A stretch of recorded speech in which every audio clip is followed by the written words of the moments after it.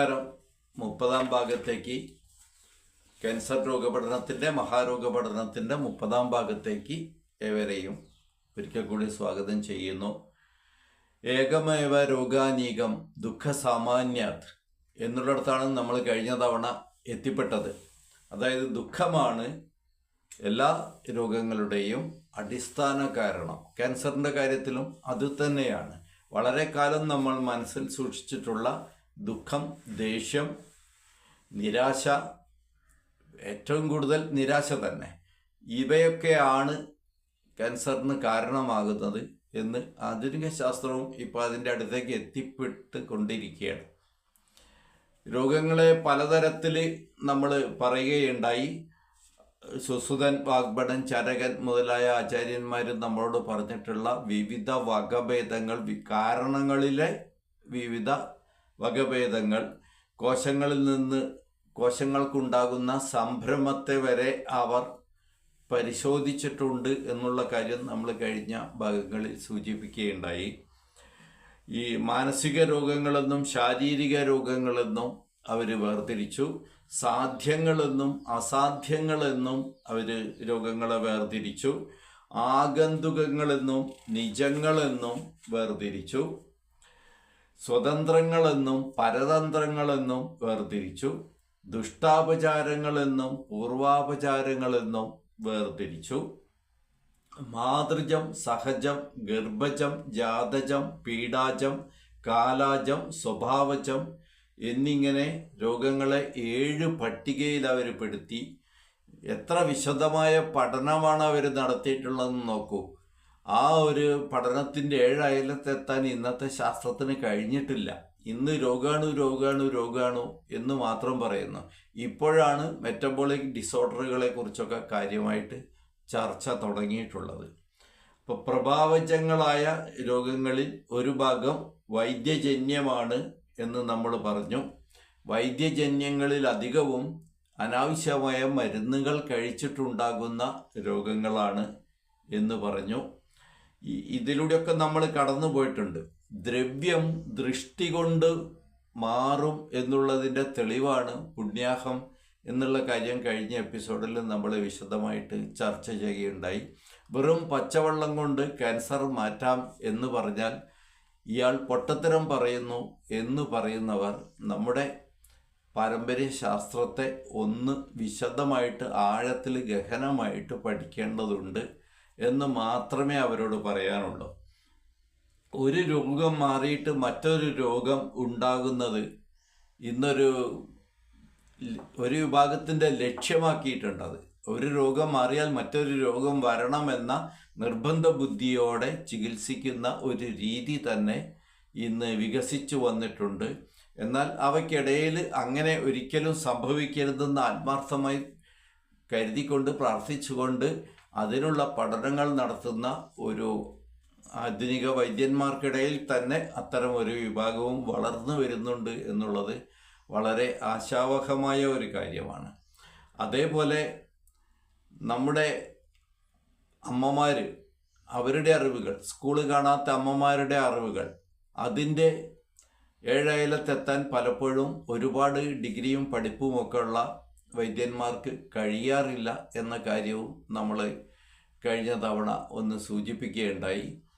അപ്പം ഇത്തരം കാര്യങ്ങൾ എല്ലാം നമ്മൾ കടന്നു പോകുമ്പോൾ ഒരു ഭക്ഷണത്തിൻ്റെ പ്രാധാന്യം തന്നെയാണ് എവിടെയും. ആഹാരം ഔഷധമാകണം, ഔഷധം ആഹാരമാവരുത് എന്നുള്ള കാര്യത്തിലേക്ക് തന്നെയാണ് നമ്മളെപ്പോഴും പ്രധാനമായും വിരൽ ചൂണ്ടുന്നത്. ഓരോ ഔഷധത്തിൻ്റെയും പ്രഭാവത്തെക്കുറിച്ച് ഇന്ന് അല്പം പറയാമെന്ന് തോന്നുന്നു. പ്രഭാവം എന്നൊന്നുണ്ടെന്ന് പോലും ആധുനിക ശാസ്ത്രം കാര്യമായിട്ട് സമ്മതിച്ചിട്ടില്ല. എന്നാൽ മനുഷ്യന് പോലും തൻ്റെ ചുറ്റും ഒരു പ്രഭാവലയമുണ്ട് എന്നുള്ള കാര്യം ഏറെക്കുറെ സുസമ്മതമായിട്ട് വന്നിട്ടുണ്ട്. അതുപോലെ ഓരോ ഔഷധത്തിലുമുള്ള പ്രഭാവത്തിൽ വ്യത്യാസമുണ്ട്. ഈ പ്രഭാവത്തിൽ ഉള്ള നമുക്ക് അനുയോജ്യമല്ലാത്ത കാര്യങ്ങളെ മാറ്റിയെടുക്കാനും പൗരാണികൻ അതിനുള്ള വിദ്യ കണ്ടുപിടിച്ചിരുന്നു. അതായത് ഒരു ഔഷധം ഇന്ന സമയത്ത് ഇന്ന മന്ത്രം ജപിച്ച് ഇന്ന വിചാരത്തോടെ ഈ രീതിയിലെല്ലാമുള്ള വൃത്തിയോടെ ശുദ്ധിയോടെ ആ ഔഷധം ശേഖരിക്കണമെന്നും അതൊരു പ്രത്യേക നാളിൽ അത് ചന്ദ്രനുമായി ബന്ധപ്പെട്ടിട്ടുള്ള വൃദ്ധിക്ഷയത്തിൻ്റെ ഭാഗമായിട്ട് വരുന്ന ചില കണക്കുകൂട്ടലുകൾ വെച്ചുകൊണ്ട് ആ ഇന്ന നാളിൽ അതിന്ന പക്കത്തിൽ അത് പറിച്ചെടുക്കണമെന്നും അത് പാചകം ചെയ്യുമ്പോൾ ഇന്ന രീതിയിലുള്ള വിധികൾ അനുസരിക്കണമെന്നും എല്ലാമുള്ള വിശദമായ പഠനങ്ങൾ ആ ഔഷധത്തിൻ്റെ പ്രഭാവം വർദ്ധിപ്പിക്കാനാണ്. പ്രഭാവം വർദ്ധിപ്പിക്കുക എന്ന് പറഞ്ഞാൽ നമ്മുടെ ശരീരത്തിലുള്ള ഒരു രോഗം ബാധിച്ച കോശത്തിൻ്റെ ഇപ്പോഴുള്ള ആ ഒരു മൃതാവസ്ഥയ്ക്ക് ജീവൻ നൽകാൻ ഈ ഔഷധത്തിൻ്റെ അതിൽ ഒരു ഊർജം നിറയ്ക്കുക. അതാണ് ഏറ്റവും ലളിതമായിട്ട് പറഞ്ഞാൽ. യഥാർത്ഥത്തിൽ അതൊന്നുമല്ല, എങ്കിലും ജനസാമാന്യത്തിന് പെട്ടെന്ന് മനസ്സിലാക്കാൻ വേണ്ടി അതിലേക്ക് ജീവൻ നൽകുവാൻ, ആ കോശത്തിലേക്ക് ജീവൻ്റെ അളവ് വർദ്ധിപ്പിക്കാൻ, പ്രാണൻ്റെ അളവ് വർദ്ധിപ്പിക്കാൻ ഉള്ള ഊർജത്തെ ഔഷധത്തിൽ നിറയ്ക്കുക.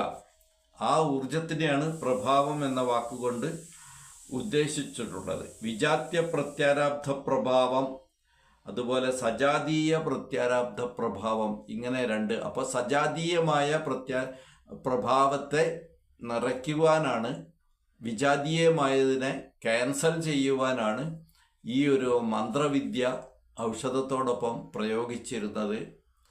അത് ഈ മന്ത്രവിദ്യ ഏറ്റവും അധികം പെട്ടെന്ന് തന്നെ ഫലിക്കുന്നത് ശുദ്ധമായ ജലത്തിലാണ് എന്നുള്ള ഒരു കാര്യം മനസ്സിലാക്കി കഴിഞ്ഞാൽ എല്ലാ വൈദ്യന്മാരും ജലത്തെ പരമാവധി രോഗചികിത്സയിൽ ഉപയോഗപ്പെടുത്താൻ ശ്രമിക്കും.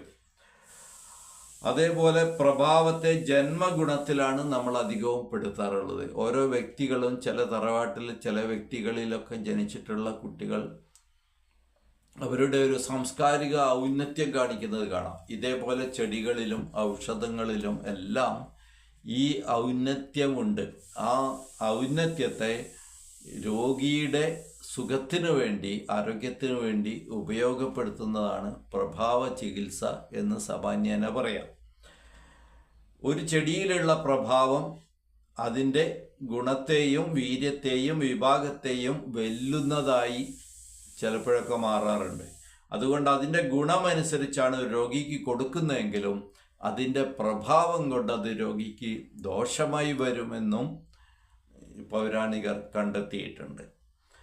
അതേപോലെ തന്നെയാണ് അത് കൈകാര്യം ചെയ്യുന്നവൻ്റെ മനസ്സ് രോഗിയുടെ ആരോഗ്യത്തെ ബാധിക്കും എന്നുള്ള കാര്യവും നമ്മൾ ഓർക്കേണ്ടതുണ്ട്.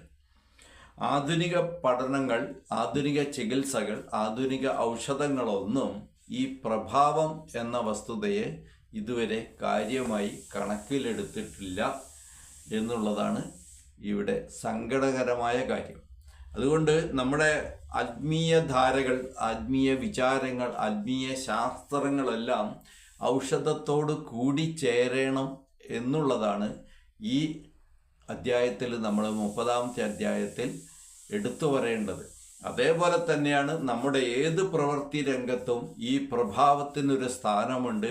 രാഷ്ട്രീയത്തിൽ അത്തരം പ്രഭാവമുള്ളവരുടെ സാന്നിധ്യം നഷ്ടപ്പെട്ടതാണ് നമ്മുടെ ജനാധിപത്യം ഈ രീതിയിൽ ദുഷിക്കാൻ കാരണമായിട്ടുള്ളത്.